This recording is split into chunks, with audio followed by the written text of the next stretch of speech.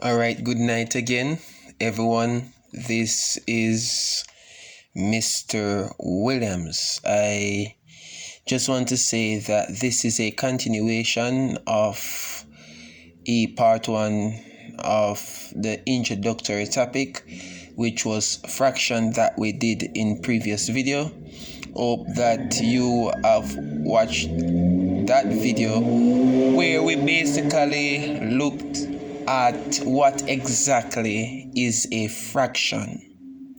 What is it? When I said, a fraction, this is a fraction, what exactly? So you can check out that video to find out what exactly is a fraction. In this video now, we'll be moving on to the third objective. As was stated in the previous video, what are the parts of a fraction and what do each parts represent? Okay, so for tonight video, the target audience is definitely app students. If you're an app student, I just want you to put like maybe a thumbs up or a yes sir or whatever. City and Guilds, those who are doing City and Guilds, definitely this video is for you. And those who are doing 6C, because definitely you'll be getting it in multiple choice. You may not see it in paper too, but surely we'll see kinds of questions like these in the multiple choice. Okay, so welcome to Math Window YouTube channel. The YouTube channel is Math Window, where the struggle ends here. Where the struggle ends here. I hope that at the end of the video you can say it was worth it stopping by. It was worth it stopping by. All right, let's go dive into the lesson now. Sorry. Now, what are the parts of fraction? What are the parts of fraction? But before we go to the parts of fraction, let's do a revision. What is a fraction? Answer. A fraction is a part of a whole that has been divided equally. Okay, it is a part. Any part or parts of a whole that has been divided equally. What is not a fraction? A part of a whole that has been divided unequally. So once you have a whole that has been divided unequally, that is not a fraction. And it is not sufficient to say a fraction is a part of a whole. You have to be more specific by saying a fraction is a part of a whole that has been divided equally, and this is key. Now let's dive into the lesson. Today's lesson, we'll be looking at the parts of a fraction. There are 3 parts, but 2 of them is actually the main parts, right? So the first part is the separator. The second part is the numerator, and the third part is the denominator. So these are the main parts. Okay, so what are the 3 parts of a fraction? The separator, the numerator, and the denominator. Alright, this is page 1. Let's move to page 2 now. Continuation. Now, what is the separator? Now, let's look at the separator now. The separator is a horizontal line or bar that separates the denominator from the numerator. Now, example is down here. Notice you have a top number, the bottom number, and this line, which is a horizontal line, is called the separator. So it separates the numerator from the denominator.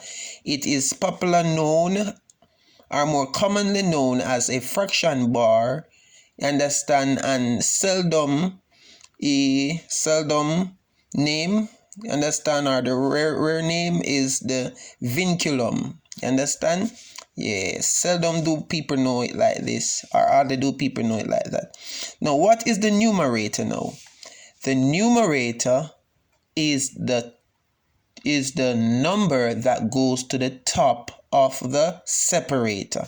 Example, here's the separator here. This is the numerator. It goes to the top of the separator. Now the next part is the denominator. What exactly is the denominator? The denominator is the number that goes to the bottom of the separator. Example, bam. Top number would be numerator, bottom number automatically denominator. Just remember, Denominator go to the bottom and numerator go to the top. Sorry, moving on to page 3 now. Moving on to page 3. Now let us see it now in its entirety when we put all the parts together. Now the numerator goes to the top, the denominator goes to the bottom. Notice what I'll be using is color code. These color code I'll be carrying right throughout the lesson. This is the separator, popular commonly known as the fraction bar and uncommonly known as the vinculum. Okay? Alright, question now. Question. What do the numerator and the denominator represent? Now, this is the big question that we'll be focusing on. The numerator, what does it represent? Here it is. The numerator, what is it? The number of parts, I leave out the off letter, I put it in. Sorry. So it is the number of parts, the numerator, that has been removed or taken. Removed. Let me put on the ed. Pardon me for the English. I'm not the best at English. Removed or taken from the whole after it has been divided equally.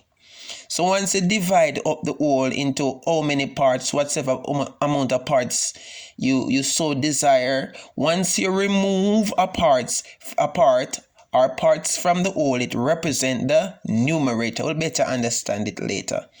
Okay, so the numerator is the number of part that as part or parts that has been removed or taken from the whole after it has been divided equally.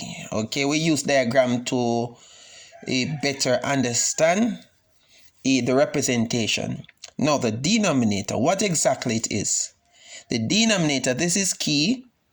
The total number of parts that the whole has been divided equally into. Notice I always say divided equally. I always stress these words, Okay, so it's the total number of parts that the whole has been divided equally into. All right, moving along now. All right, let us look on this diagram. Let us use this diagram now to better understand. Now, this diagram, these two diagrams, not drawn to scale, which means it don't perfect, but they're actually equally divided. Now, let us look on this chocolate bar, that you buy at your favorite supermarket.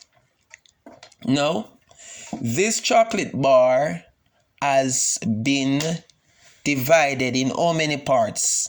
The lines, they represent the divisional. So these represent the cut. Bam, you cut it here, so you cut it here, so, and you cut it here, so. So how many parts after you make 1, 2, 3 cut? You have 1 part, 2 part, 3 part, 4 part. Now, so let us focus on the denominator. The lines represent the amount of cut that you make. So how many parts? What's the total number of parts this was divided equal into? Let's see. 1, 2, 3, 4. So it was divided into how many parts? 4 parts. Come again. 1, 2, 3, 4 parts. Now the numerator represents how many parts are taken. So for example, you buy it and you decide that you're gonna share it with your brother or your sister, and you give the person 2 parts. What they normally do to represent, so what they normally do, this is key that I want to tell you. You see shading, they use shading to represent how many parts. Let me write it over here. This is key. They use shading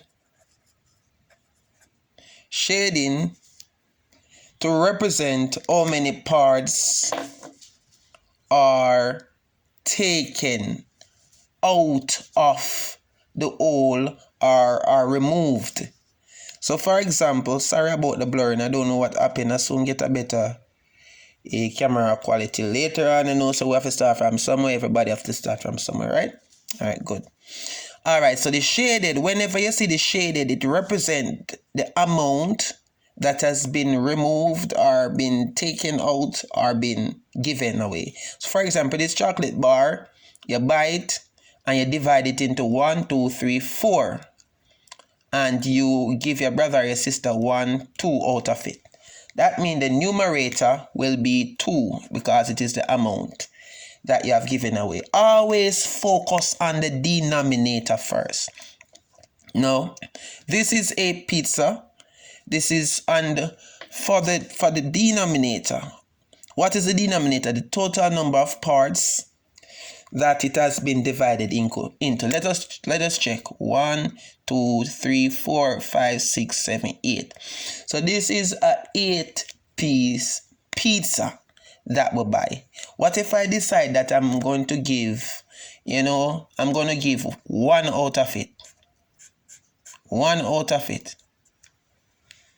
So how much? 8 pieces. So the denominator represents the total number of parts that it has been divided into, which is 8 pieces. And I decide I'm going to give away only 1, which means that me only have how much left for myself? 7.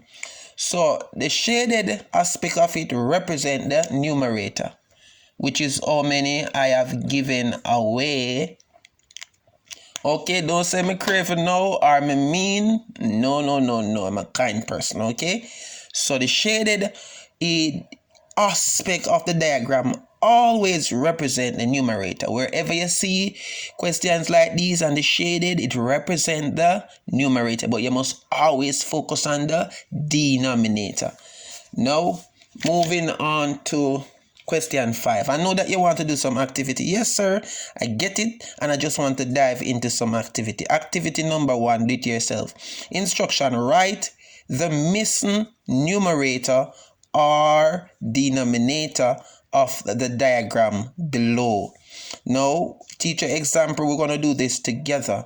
Now, they have already given you the denominator, which I said you must focus on.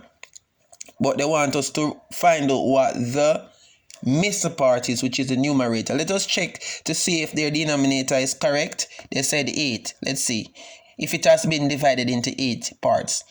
1, 2, 3, 4, 5, 6, 7, 8. Okay, so they are correct. So let us now check to see what the numerator is. So the numerator will actually be the shaded aspect. How many is taken? 1, 2, 3, 4. So the numerator should be 4. So teacher has done that for you. Now what I'm going to do is that I'm going to... Alright, let us see now how I can do this. I'm going to position this. I want you to pause the video at this time to do these. The diagrams are not drawn to scale, which they are not drawn perfectly. Okay, so pause the video right now at this time to do these, and then when you come back, we'll be going through together. Okay, pause the video. Alright, welcome back. Alright, now, so the missing part is basically the denominator, but let's confirm to see if they are correct with the numerator. How many parts they have shaded? 1, which means they have given away 1. So how much is the denominator? The total number of parts that it has been divided into 1, 2, 3, 4. So it is 4. It is 4, and for this one, they have given us the numerator again. So they want us to find the denominator. Let us confirm if their numerator is right. How much part has been shaded? 1, 2. So their numerator is right. So let's see now for the denominator, how much part it has been divided into? 1, 2, 3, 4, 5, 6, 7, 8. 8 parts. Okay, so we're correct. Did you get that right? Did you get these 2 right? Let us move to 3 now. Alright, what they have done is that they have given us the denominator. So they want us to find the numerator, but let us confirm first if their denominator is right. They said 8. Let's check. 1, 2, 3, 4, 5, 6, 7, 8. Okay, so it has indeed been divided into 8 equal parts. Now let us see now how much is the numerator. The numerator is always by the shaded, represented by the shaded aspect. How much parts was given? 1, 2, 3, 4. So we know that the numerator is actually 4. Did you get that right? And so they have given us the numerator, right, which is said one of the parts are shaded 1 is shaded 1. So they get it right. So they want us to know now what is the denominator. So it is, what's the total part? 1, 2. So it has been divided into 2. So we know that it's 2. It's 2. So question now, question. How much get the 4 out of 4? Be honest now. How much get the 100%? How many of you get the 100%? The 4 out of 4. Alright, now moving along smoothly. Now for this is I'm going to kind of step up the pace a little. I'm going to kind of make it a little bit harder. Okay, just a little bit harder. Alright, so what's the instruction? The instruction is write the missing numerator and denominator in the diagram. Do it yourself. DIU. Diagrams not drawn to scale, which means they are not perfect. So I'm going to do the teacher example for you, do a demonstration of how this must be done. Notice in the previous activity, one of them is missing. This time, 2 is missing. I have to step up the pace, beloved. Don't be mad at me now, please. I beg of you. Okay? Alright, let us focus on the denominator first. That must always be the first focus. Alright, how much parts it has been divided into? This chocolate bar. 1, 2, 3. So the denominator would actually be 3. The numerator, how much was given? How do we know the amount that is given? By the part that is shaded. 1 part is shaded. So it is, bam. So it is actually what? 1 over 3, or 1/3.